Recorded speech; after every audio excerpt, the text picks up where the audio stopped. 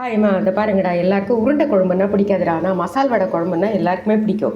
கடலப்பருப்பு ராத்திரி ஊற வச்சுட்டு காலையில் இஞ்சி, பச்சை மிளகா, உப்பு போட்டு கிரைண்ட் பண்ணிட்டு ஒன்றும் பாதியமாக நம்ம மூணு பாகமாக கடலப்பருப்பை அரைச்சிட்டு அதில் வெங்காயத்தை கட் பண்ணி போட்டுட்டு பிசைஞ்சு இதை பாருங்கள், எண்ணெய் வச்சு இந்த மாதிரி வடை சுடுற மாதிரி சுட்டுடணும். அந்த வடையில் நம்ம குழம்புல போடுறதா இருந்தால் பாதி சுள்ளண்டா. இப்போ நம்ம சாப்பிட்றதா இருந்தால் இந்த மாதிரி சுட்டுக்கணும். இதுக்கு நம்ம குழம்பை கூட்டிக்கணும். புளி ஊற வச்சுட்டு தக்காளி வெங்காயம் கட் பண்ணிக்கிட்டு அதுக்கப்புறமா கடுகு எண்ணெய் வச்சு கடுகு கருவேப்பிலை போட்டு காஞ்ச மிளகாய் கிள்ளி போட்டு பெருங்காயத்தூள் போட்டு வெங்காயம் போட்டு தக்காளி போட்டு நல்லா வதக்கிட்டு நம்ம இந்த மசால் வடையை நல்லா நம்மளுக்கு மொறுமொறுப்பாக வேணும்னா நம்ம இந்த மாதிரி பண்ணலாம். இல்லைன்னா இந்த மாதிரி இதை பாருங்கள், ஒன்றும் பாதியமாகவே நம்ம இதில் பாயில் பண்ணிவிட்டு அதில் போட்டோம்னா உருண்டை குழம்பை விட இந்த மசால் வடை குழம்பு நல்லா டேஸ்ட்டாக இருக்கும். அந்த கடல மாவை அரைச்சிட்டு அதில் வெங்காயத்தை கட் பண்ணி போட்டுட்டு பிணைஞ்சிட்டு நம்ம இந்த வடையை பண்ணிவிட்டு இதில் போட்டோன்னு வச்சுக்கோங்க. நீங்கள் உருண்டை குழம்புன்னா பசங்களுக்கு பிடிக்காது, ஆனால் மசால் வடை குழம்புன்னா நிறைய லைக் பண்ணி சாப்பிடுவாங்க. நல்லா கொஞ்சம் நேரம் அதை கொதிச்சதுக்கப்புறமா அந்த புளிப்பெல்லாம் அதில் ஏறினதுக்கப்புறமா